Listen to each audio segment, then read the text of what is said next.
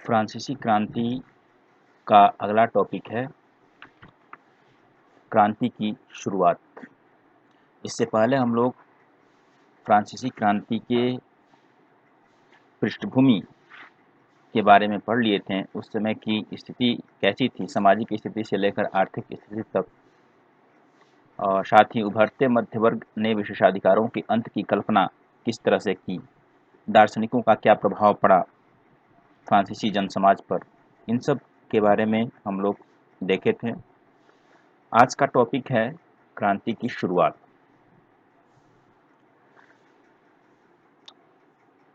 क्रांति की शुरुआत किस तरह से हुई। हम लोग देखें कि सम्राट अपनी विभिन्न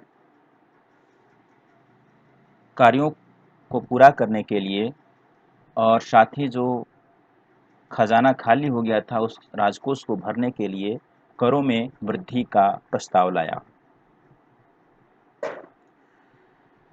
सम्राट उस समय लुई 16वां था। लुई 16वें ने कर में वृद्धि के लिए प्रतिनिधि सभा, जो कि स्टेट्स जनरल के नाम से जानी जाती थी, की बैठक बुलाने का निर्णय लिया, क्योंकि सम्राट सीधे करों में वृद्धि नहीं कर सकता था, बल्कि उसके लिए स्टेट्स जनरल से स्वीकृति लेनी पड़ती थी, अनुमोदन लेना पड़ता था, तो अपने प्रस्तावों की उसे मंजूरी लेनी पड़ती थी। अब स्टेट्स जनरल क्या है? स्टेट्स जनरल एक राजनीतिक संस्था थी उस समय के ज़माने में फ्रांस में, जिसमें तीनों स्टेट के प्रतिनिधि भाग लेते थे। तीनों स्टेट के बारे में भी हम लोग पढ़े थे, कुलीन वर्ग, पादरी वर्ग, और तीसरा स्टेट जो था वो जन साधारण का था, जिसमें अमीर, व्यवसायी, वकील, किसान, मजदूर इत्यादि आते थे। तो इसके अनुमोदन के पश्चात ही सम्राट कर बढ़ा सकता था। इस संस्था की अंतिम बैठक 1614 में बुलाई गई थी, और ख्याल करने लायक है कि 1614 से 1789 के बीच में स्टेट्स जनरल यानी कि प्रतिनिधि सभा की कोई बैठक नहीं बुलाई गई थी।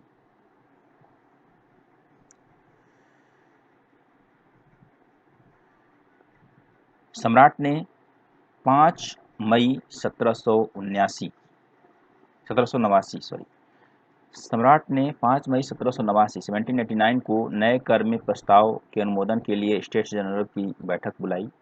बैठक में पहले और दूसरे स्टेट के 300 प्रतिनिधि आमने सामने के कतारों में कुर्सी पर बैठे, जबकि तीसरे स्टेट के 600 प्रतिनिधि उनके पीछे खड़ा किए गए।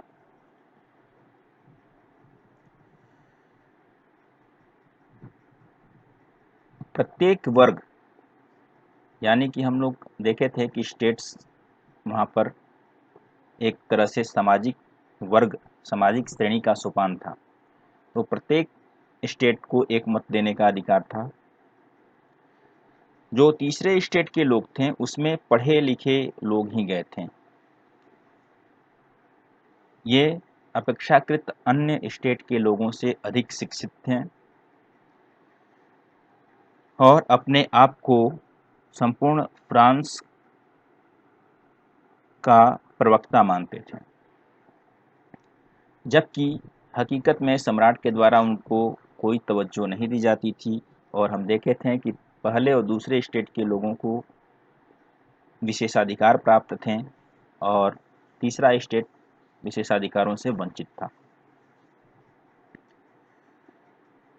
तीसरे स्टेट ने पूरी सभा द्वारा मतदान कराने की मांग रखी, अर्थात जितने सदस्य उपस्थित थे वहां पर उन सभी से मतदान कराने की मांग तीसरे स्टेट के लोगों ने रखा, जिसमें प्रत्येक सदस्य को एक मत देने का अधिकार होगा। जैसा कि हमारे आज के निर्वाचन व्यवस्था में यह सुविधा दी गई है कि हर एक मतदाता अपना एक मत दे सकता है। अप्रत्यक्ष चुनाव प्रणाली हमारे यहाँ लागू है।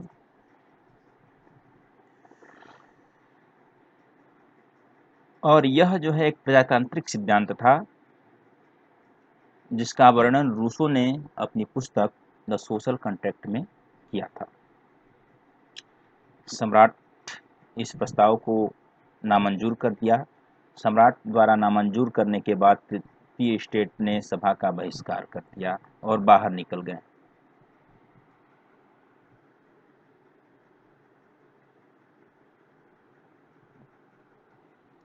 बीस जून 1789 को तीसरे स्टेट के प्रतिनिधि वर्साय के इंडोर टेनिस कोर्ट में एकत्रित हुए और अपने आप को नेशनल असेंबली घोषित कर दिया। इनका नेता था मिराबियो और आवेसिये।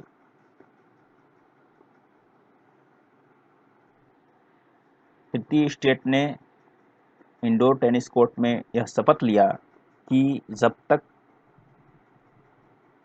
सम्राट की शक्तियों को कम करने वाला संविधान तैयार नहीं हो जाता है, तब तक असेंबली भंग नहीं होगी। देख रहे हैं, मिराबो और आबेसिये के नेतृत्व में अपने आप को नेशनल असेंबली घोषित कर दिया और शपथ लिया कि जब तक सम्राट की शक्तियों को कम करने वाला संविधान तैयार नहीं किया जाएगा, तब तक असेंबली भंग नहीं होगी। इसमें मिराबो और आबेसिये जो है, ये क्रमशः कुलीन और पादरी वर्ग से आते थे, लेकिन मिराबियो कुलीन वर्ग से होते हुए भी सामंती विशेषाधिकारों वाले समाज को खत्म करने की जरूरत पर बल देता था और आवेसिये पादरी होते हुए भी तीसरे स्टेट के बारे में सोचता था। उसका लेख तीसरा स्टेट क्या है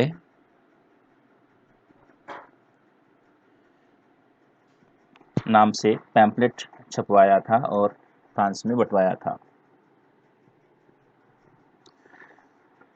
तो इस तरह से हम देख रहे हैं कि क्रांति की पृष्ठभूमि में और भी कारणें जुड़ गई थी।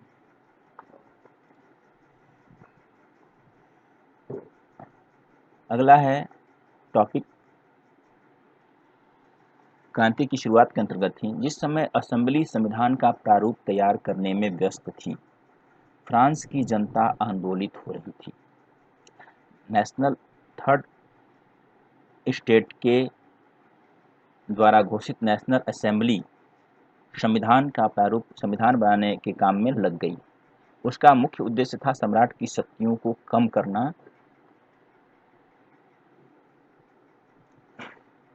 और इस कार्य के बीच फ्रांस की जनता आंदोलित भी हो रही थी। उसके भी कई सारे कारण थे, जैसे उस वर्ष कड़ाके की ठंड पड़ी जिसमें कि फसलें बर्बाद हो गई थीं, यानी कि किसानों को के फसल की क्षति हुई, जिससे कि पाव रोटी की कीमतों में वृद्धि हुई और बेकरी मालिक इस स्थिति का भी लाभ उठाते हुए जमाखोरी पर तुले हुए थे। जमाखोरी और मुनाफाखोरी दोनों बेकरी मालिकों के द्वारा किया जा रहा था। सम्राट द्वारा सेना को पेरिस में प्रवेश करने का आदेश दिया गया। कई जगहों पर पाव रोटी के लिए जमा भीड़ ने दुकान पर हमला बोल दिया। इसमें खास करके औरतों की संख्या थी और दूसरी तरफ फ्रांस के सम्राट ने सेना को पेरिस में प्रवेश करने का आदेश दे दिया और इसी समय क्रुद्ध भीड़ जो कि हथियारों की खोज में निकली थी, वो बास्तिल के किले पर हमला करके वहां के कैदियों को छुड़वा लिया। यह हमला 14 जुलाई को हुआ था। इस दिन को राष्ट्रीय दिवस के रूप में भी वहां मनाया जाता है। गांवों में जागीरों द्वारा भाड़ा के लठैत व लुटेरों के गिरोह बुलाकर फसलों को बर्बाद करने का अफवाह फैला। किसानों के बीच में यह अफवाह फैली कि जो जागीरदार हैं वो भाड़े के लठैत व लुटेरे बुलाकर फसलों को बर्बाद करवा रहे हैं, जिसके चलते भयाक्रांत किसानों ने कुदालों से ग्रामीण कीलों चैत्यों पर आक्रमण कर अन्न भंडारों को लूटकर लगान के दस्तावेजों को जला दिया। कुलीनों में भय व्याप्त हुआ और वे अपनी जागीरें छोड़ के पड़ोसी देशों में शरण ले लिए।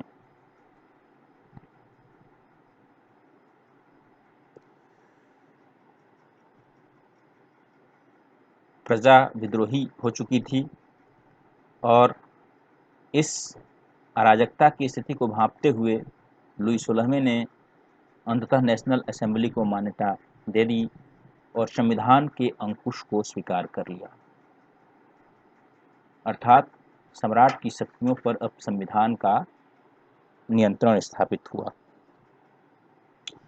4 अगस्त 1789 की रात को असेंबली ने करों, कर्तव्यों और बंधनों वाली सामंती व्यवस्था के उन्मूलन का आदेश पारित किया।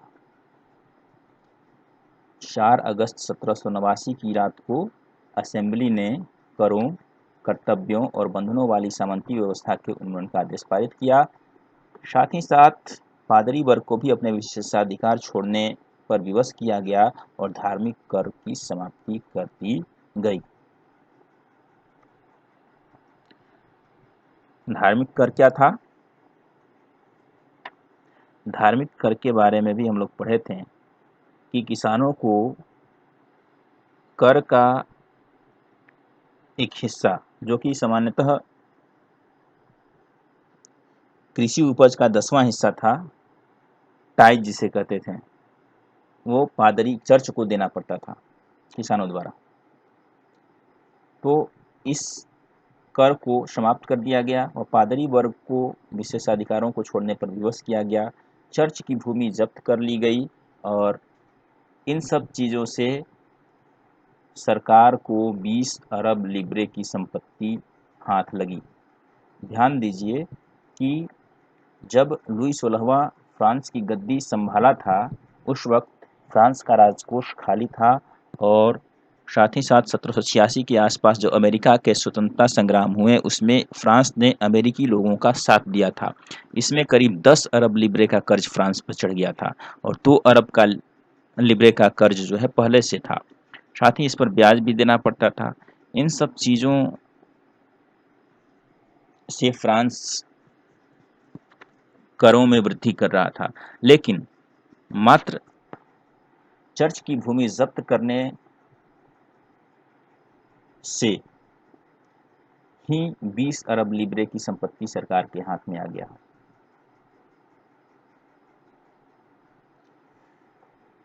ये 20 जून 1789 का दृश्य है,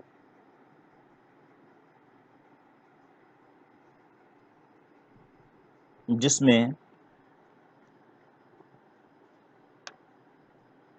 असेंबली का अध्यक्ष बेयली मेज पर बीच में खड़ा है और बेयली की तरफ हाथ उठाकर बाकी लोग जो है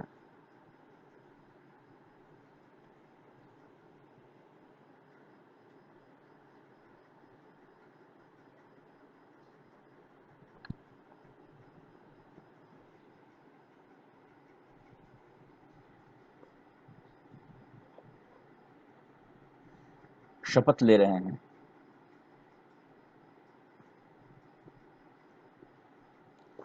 फ्रांस संवैधानिक राजतंत्र बन गया। अगला टॉपिक है फ्रांस संवैधानिक राजतंत्र बन गया। सम्राट की शक्तियों को सीमित करने के मुख्य उद्देश्य को लेकर नेशनल असेंबली ने 1791 में संविधान का प्रारूप पूरा कर लिया। विधायिका, कार्यपालिका और न्यायपालिका में शक्तियों को विभाजित किया गया। शक्तियों का हस्तांतरित भी किया गया इन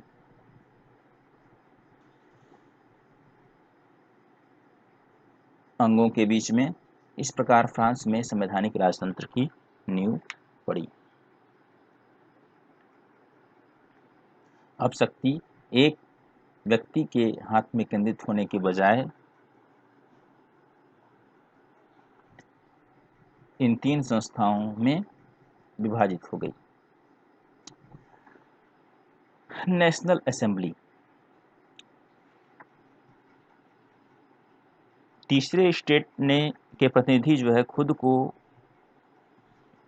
नेशनल असेंबली तो घोषित कर दिया था, साथ ही साथ सम्राट की शक्ति के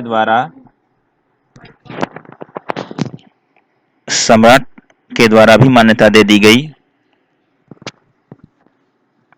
नेशनल असेंबली ने संविधान बनाना शुरू किया और उस संविधान में 1791 में कानून बनाने का अधिकार नेशनल असेंबली को सौंप दिया।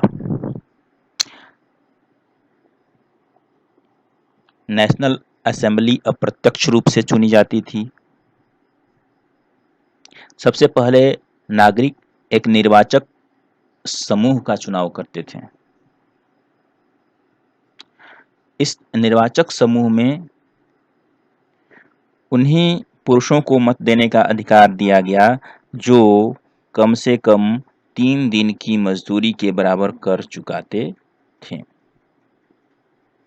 और जिनकी उम्र 25 वर्ष से अधिक थी। अर्थात सभी नागरिकों को मत देने का अधिकार नहीं था।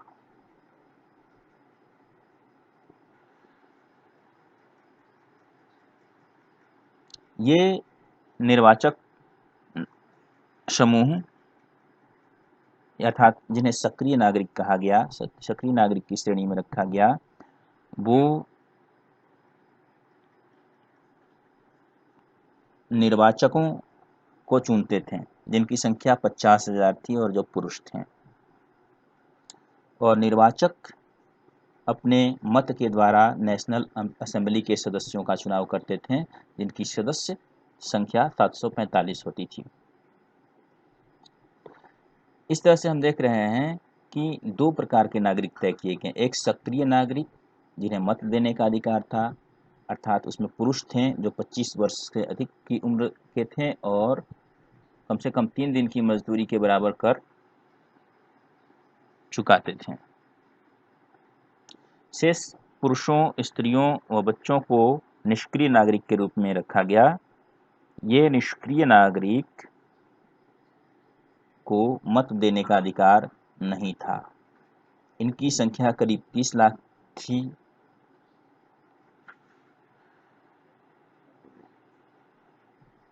इस तरह से हम देख रहे हैं कि निर्वाचक की योग्यता प्राप्त करने तथा असेंबली का सदस्य होने के लिए लोगों का करदाताओं के उच्चतम श्रेणी में होना जरूरी था। एक बार फिर से इसकी संरचना को हम समझ लेंगे। नेशनल असेंबली का चुनाव अप्रत्यक्ष रूप से होता था। नागरिकों की 2 श्रेणियों को चिन्हित किया गया।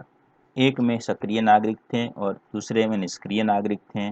सक्रिय नागरिक जिन्हें मताधिकार प्राप्त था, इनकी संख्या करीब 40 लाख थी।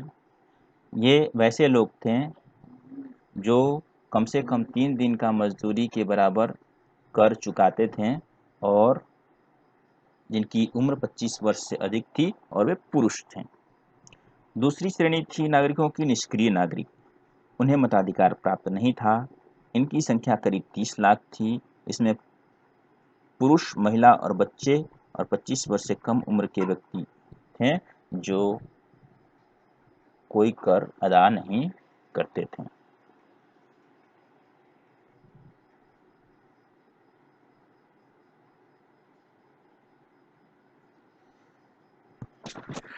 ये चार्ट 1791 के संविधान के अंतर्गत राजनीतिक व्यवस्था किस तरह से थी। स्रोत: निष्क्रिय नागरिक, सक्रिय नागरिक, निर्वाचक, नेशनल असेंबली।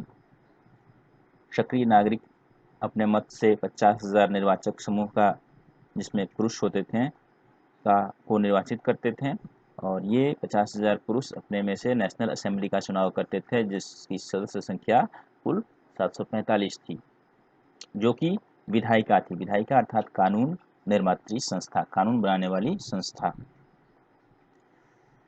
यह सम्राट पर नियंत्रण रखती थी, यह मंत्री परिषद पर नियंत्रण रखती थी। सक्रिय नागरिक ही न्यायाधीशों का भी चुनाव करती थी। सक्रिय नागरिक ही न्यायाधीशों को चुनते थे।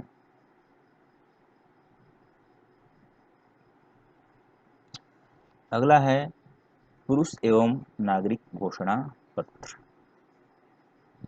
26 अगस्त 1789 को नेशनल असेंबली के द्वारा पुरुष एवं नागरिक घोषणा पत्र स्वीकार किया गया। घोषणा को जेफरसन के परामर्श से आबेसिये और मार्क्विस डी लफायत द्वारा तैयार किया गया था। जीवन के अधिकार, अभिव्यक्ति की स्वतंत्रता के अधिकार और कानूनी बराबरी का अधिकार को नैसर्गिक और अहरणीय अधिकार के रूप में स्थापित किया। अर्थात पुरुष एवं नागरिक घोषणा पत्र के द्वारा प्राकृतिक अधिकारों को स्वीकार किया गया है। इसका मतलब ये हुआ कि जीने का अधिकार प्राकृतिक अधिकार है और इसे कोई छीन नहीं सकता है। अभिव्यक्ति की स्वतंत्रता का अधिकार और कानूनी बराबरी के अधिकार को भी नैसर्गिक और अहरणीय अधिकार के रूप में स्वीकार किया गया। नैसर्गिक यानी कि प्राकृतिक अधिकार है और अहरणीय यानी कि जो छीना न जा सके। तात्पर्य यह कि ये अधिकार प्रत्येक व्यक्ति को जन्म से प्राप्त हैं और इन्हें छीना नहीं जा सकता है। इस पत्र में राज्य का यह कर्तव्य माना गया है कि वह प्रत्येक नागरिक के नैसर्गिक अधिकारों की रक्षा करे।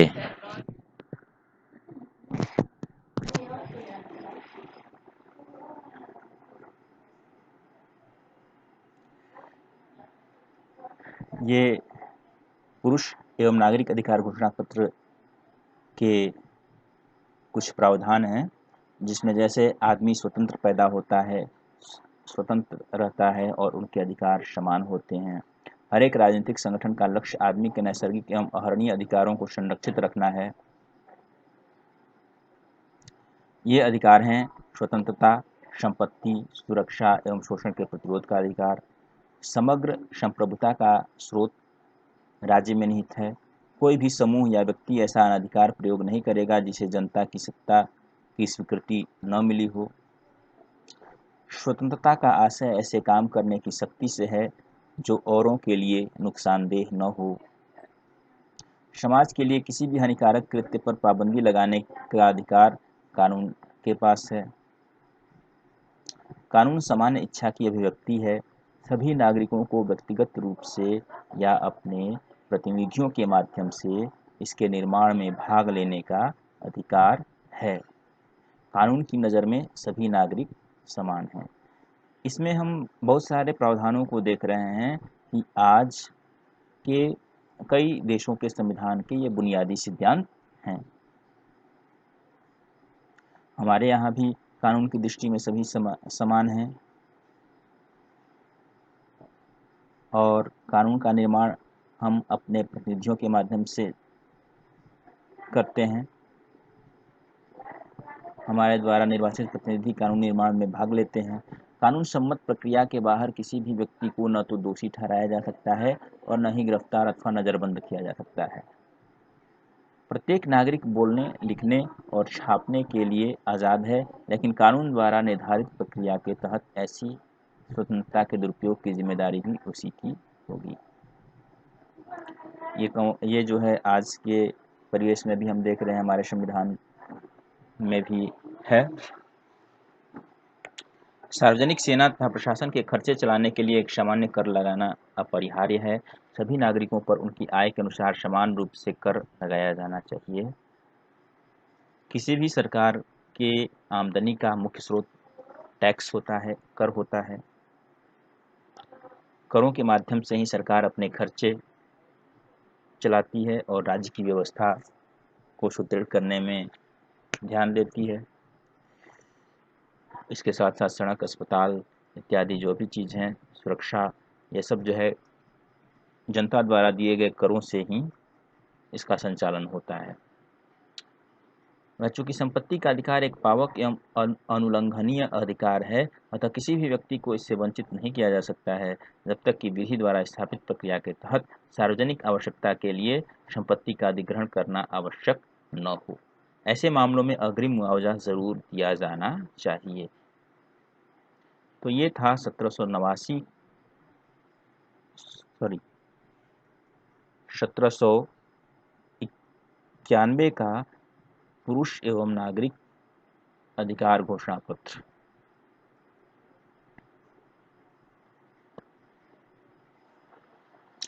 1789 का पुरुष एवं नागरिक घोषणा पत्र, जो कि 26 अगस्त 1789 को